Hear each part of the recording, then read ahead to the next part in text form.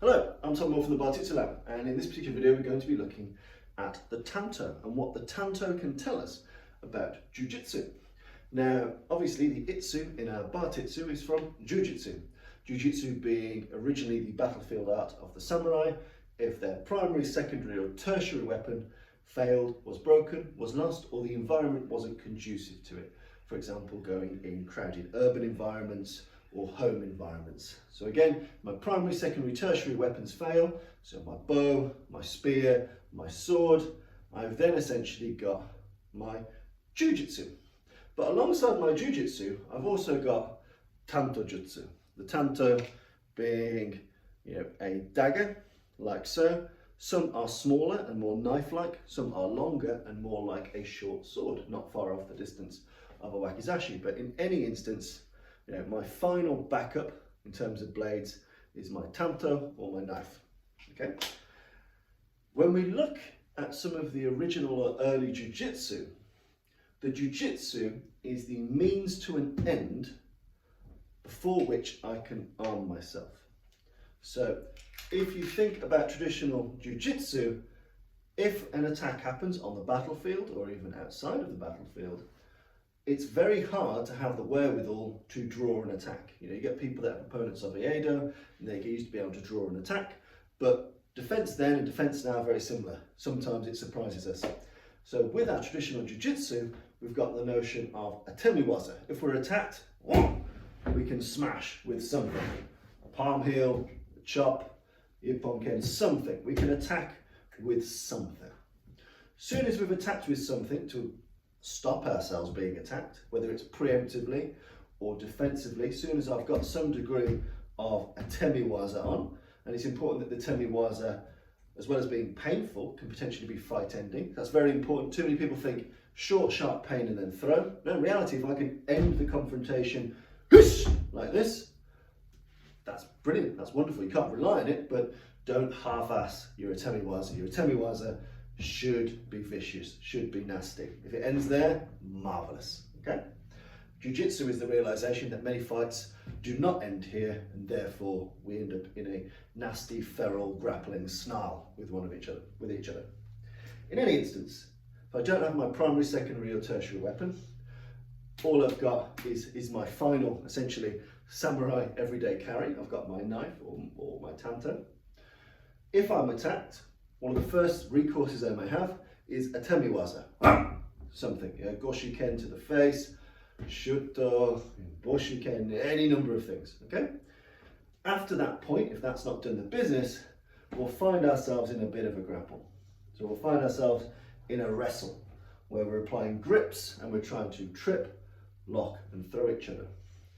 But when we're looking at jiu-jitsu for self-defense, as was then, and as is true now, one of the major components is that if I get to a grip, if I get to a grapple here, and I achieve some type of lock or pin or hold, so whatever that may be, whether it's, say, a cross collar, double arm, whether I get something, inverted on the lapel, whether I end up with that kind of udigatami, wherever I get to a position, ideally, I'm looking for a force multiplier. So as soon as I've got this, I've survived the initial encounter, I've moved you to a position where I've got relative safety. At that juncture, I draw something which is a force multiplier to end that particular confrontation. So how do I keep my Tanto out of reach? How do I keep you off balance and apply kazushi? And how do I then come in with something else? So depending on where that Tanto is drawn from the front, from the side, from the same side, doesn't really matter. But as soon as I'm in a position of control, you're looking to draw and you're looking to equalize. You're looking to do something final with this weapon. And that led me to think, obviously, as jiu-jitsu civilizes itself, and as we move more away from the battlefield art to civilian self-defense, we've got the methodology of a temiwaza, potentially kansetsu waza, so breaking, nagiwaza, throws, all that kind of stuff leading to a pin. But the problem is that that's jiu-jitsu for a civilized age. And if we're looking at Bartitsu for contemporary street self-defense, potentially looking back at the historical jiu-jitsu is very, very important. So if I can use my atemiwaza to good effect, brilliant. If I find myself in a position where I've got a lock or a pin or a wrench, instead of continuing to apply the unarmed techniques, if we start to think back to original systems, what else can we use? Can we get to this position and then draw the use of our pen? Hit, strike, strike in here. Are there environmental weapons? Is there a brick? So I get this, I'm a little bit on the floor, and get this from the side, smash it in. How can I use my locks, my holds, my grapples and my grips to access a force multiplier, of which you might be carrying one, he might be carrying one, or there might be one in the environment. So it's always important to make sure that you can find yourself with such a weapon should you need it. Because if we're looking for concerted self-defense, why would I take the time and energy to wrestle with this man and throw this man if I can secure, draw, and attack? So being able to preempt, secure, draw, and attack is a very important part of how I teach the jiu-jitsu in the Bartitsu as part of the Bartitsu Lab. Obviously that's my expression of jiu-jitsu, but it's an important one to me in that, as W.E Fairbairn said, if you find yourself unarmed, you have been foolish or unlucky. So if you need to arm yourself, if you're fighting in concerted self-defense and the situation warrants it, get used to using your jiu-jitsu in a more original way, which is stun, control, draw, and attack. And get used to being able to do that in home environments, in street environments.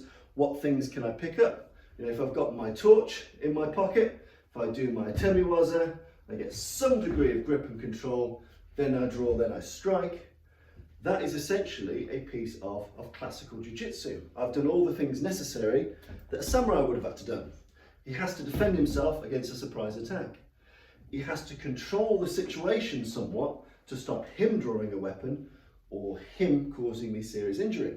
So I've stunned, or I've ended if I'm lucky, I've controlled, and now why would I not use something on my person which ends the fight faster? If you look at the work of Animal McYoung, if you look at that, time in a fight is deadly. The longer we're in the fight, the better he might get, and the more the variables of the odds and the gods may turn against me, the more his friends might turn up, he might be able to pull a weapon. The faster I can end a fight, the better. So when we're looking at the itsu of our traditional Bartitsu, one of the main things that I encourage the students to do is get used to the notion of put significant energy into the atemiwaza, ensure that you can use your grips, your control mechanisms, your locks, your wrenches, or the initial portions of your throws, and then consider, instead of completing that and ending up in a long, exhausting grapple, how do I then access something which ends that fight faster? Be it pen, torch, environmental item, so glass, snooker ball, whatever it may be, and using that to finish the fight.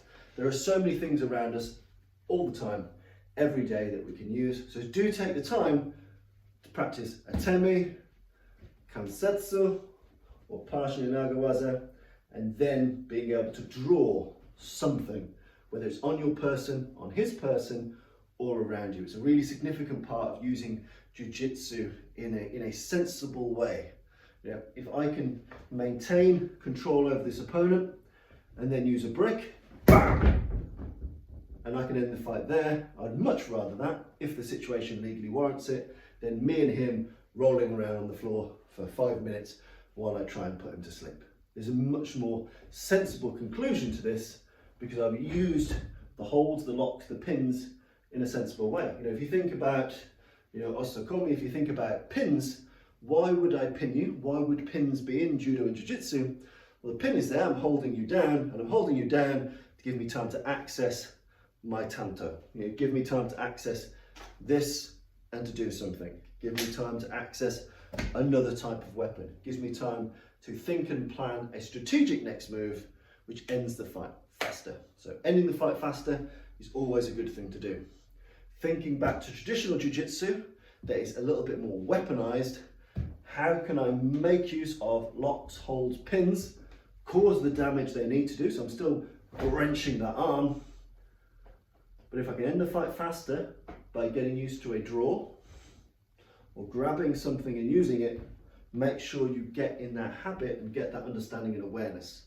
You still need to know how to finish things without that weapon, and that's very, very important. And as jiu-jitsu moves through the centuries and starts to be used by essentially door people, bodyguards, policemen, you get a lot more control and restraint, and you get all of those things.